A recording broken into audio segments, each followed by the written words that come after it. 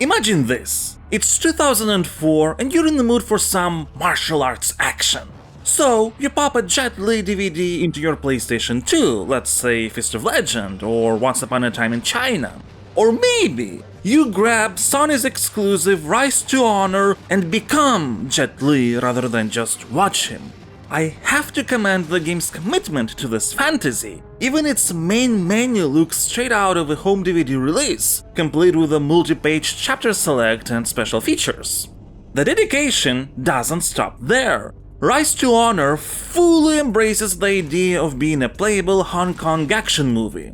There's no collectibles, no upgrades, no skill trees, nothing that would distract from the core experience of stylishly beating up or shooting down waves of goons. The accompanying undercover cop story is paper thin, but it does the job of swiftly moving us from one action scene to the next. One can say that's par for the course in the genre the game is inspired by. And if you're a fan of Jet Li films in particular, there's plenty of references to catch.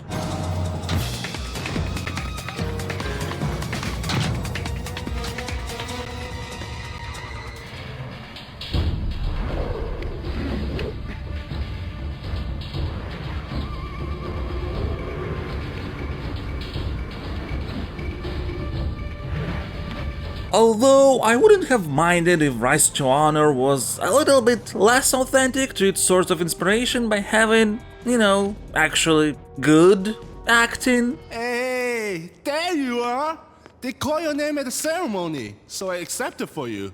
Thanks, Chi. The food was great! They must really like We you. have to get out of here. Yeah, before any goons get here. Did Kid tell you? We were almost killed. We need somewhere safe. If I know a place, no one will find us. Thank God half of the game is in Cantonese and my white Eastern European face can't comprehend whether performances in a foreign language you don't understand are good or not. 你唔係一關堆，仲係咁同佢作對？你都聽到㗎啦，佢癲㗎，根本就冇人可以埋佢身。係啫，但係冇理由臨天光就功虧一簣㗎。我知你同佢一齊長大，但要記住當日你為乜當差啊？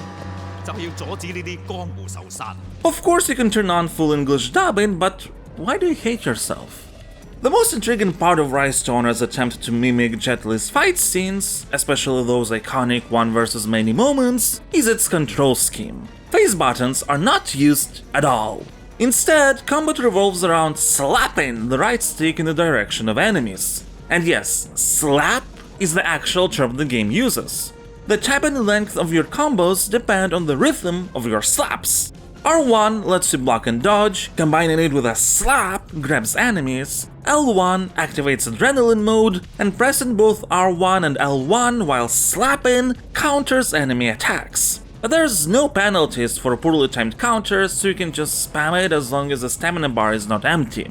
It's not a particularly deep system, nor does it need to be. When everything clicks, you are Jet Li, naturally flowing between mooks, jumping, dodging, countering, and improvising in exceedingly stylish ways. The slappy sound effects are satisfying, the soundtrack is immersive, and the fantastic animations make it all feel, well, cinematic, fully achieving the game's goals.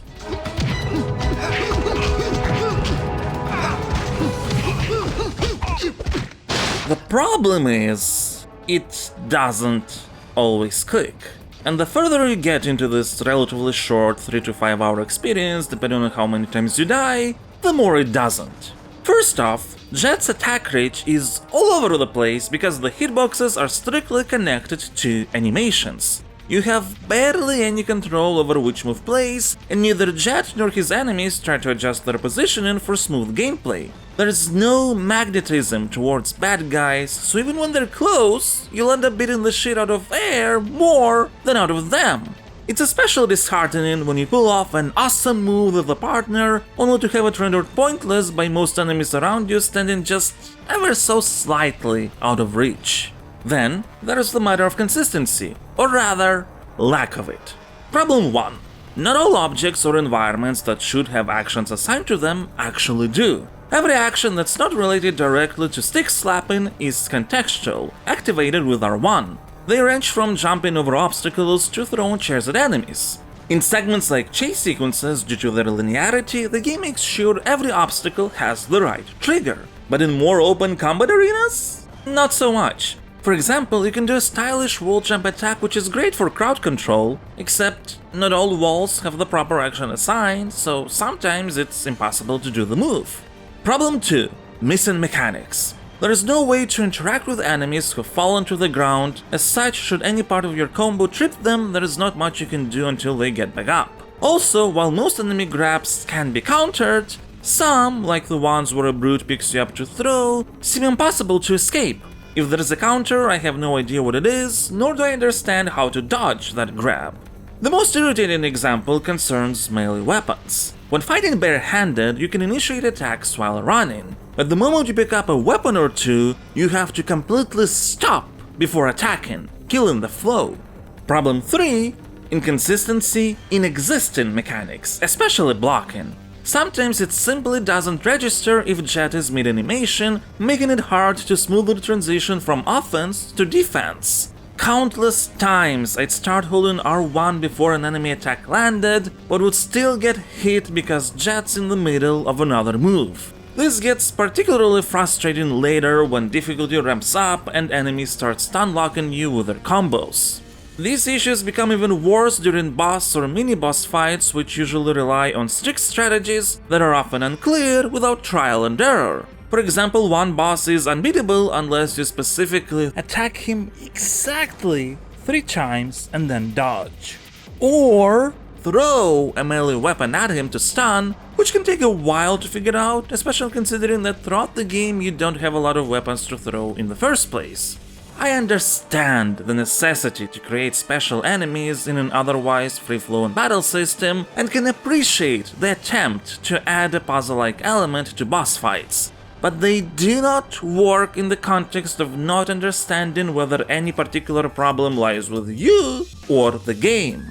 Even though as a whole Rise to Honor is short, you'll actually run into pacing problems. Some sequences simply drag way too long. Take the section where you have to kick bikers off their rides by countering them, all the while regular enemies jump in to distract you. At first, it's a cool set piece, but then the bikers and mooks just keep coming, and keep coming, and coming, and now what started as an awesome sequence is just tedious.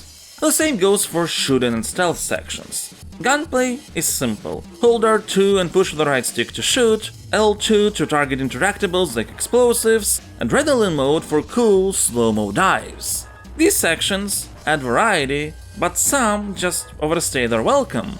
Like, seriously, how many interconnected alleyways does San Francisco have? There's only a few stealth segments in the game, and they are not awful. I'm usually really averse to stealth in games that are not designed for it. But Rise to Honor's straightforward flashlight-based detection system, combined with a very linear and obvious placement of guards and their patterns, actually works well enough. Even though getting spotted does mean instant failure, at least it's clear why. That said, these sequences, though few in number, also start feeling too long by the time you're over with them. Sadly, even Rise to Honor's production values are inconsistent. On one hand, it nails the big budget blockbuster feel. Fantastic camera angles, detailed destructible environments, metric tons of motion capture data for realistic and stylish fight scenes, impressive facial animations. On the other hand, it's also full of jarring, seemingly rushed elements, abrupt audio transitions, repetitive enemy barks,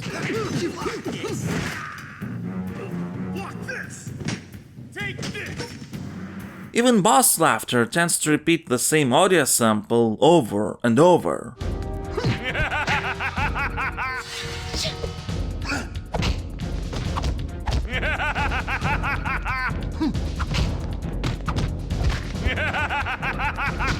As such, I think there's enough arguments to rate Rise to Honor with my Stasocritic scoring system. It's Frankie's birthday next week.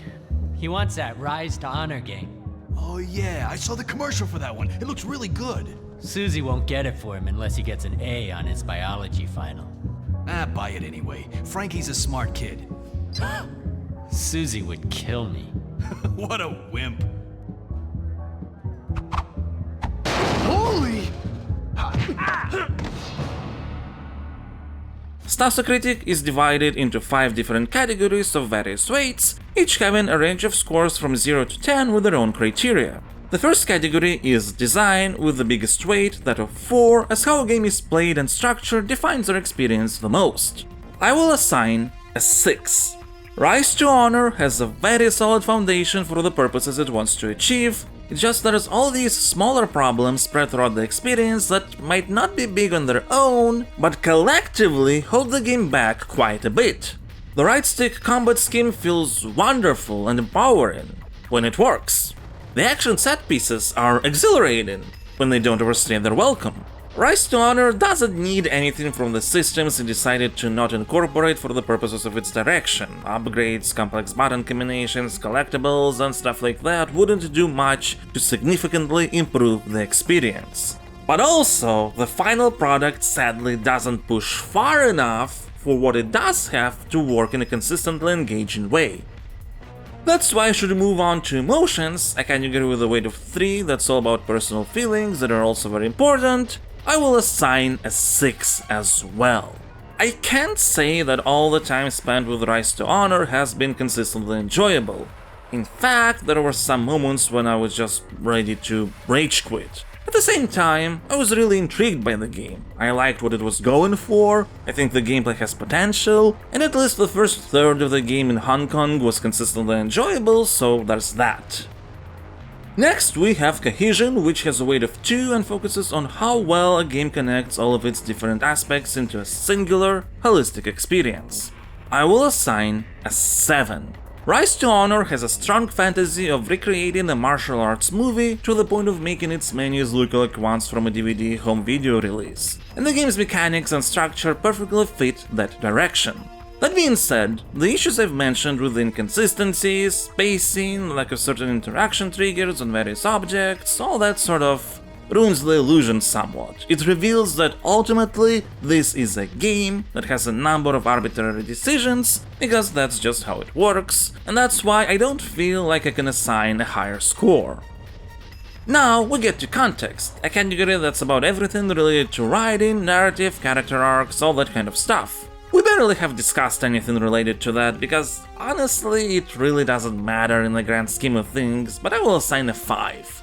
I can't say that Rise to Honor bolsters memorable or charismatic characters. Its comedic relief best friend character is cringeworthy at best, and the plot itself, while having a twist at the end, is not really captivating. But at the same time, it's sensible. There's clear setups, foreshadowing, a consistent arc progression of our main character, understandable motivations, a nice overarching theme, and by the end everything is neatly resolved with no unclarities or loose ends that don't make sense.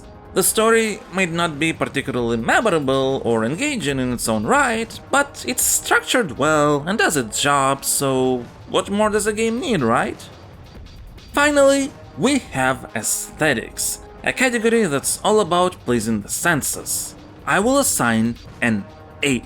Rise to Honor bolsters high production value, great music, fitting sound effects, and is authentic to the roots of Hong Kong action flicks. But there's a bunch of elements all over the place that sadly lack the amount of polish required, and as authentic as it might be, the acting really doesn't improve the experience. When all scores and their weights are taken into account, Rise to Honor is going to get a final Stasocritic rating of 63, which in the context of my system means that the game is nice and can be enjoyed by many as long as they are aware of and ready to accept its flaws. I know I have criticized the game quite heavily, but when everything does come together, Rise to Honor feels absolutely brilliant. Now, a few moments of brilliance are not going to make the experience worth it for everyone, but they just might for you.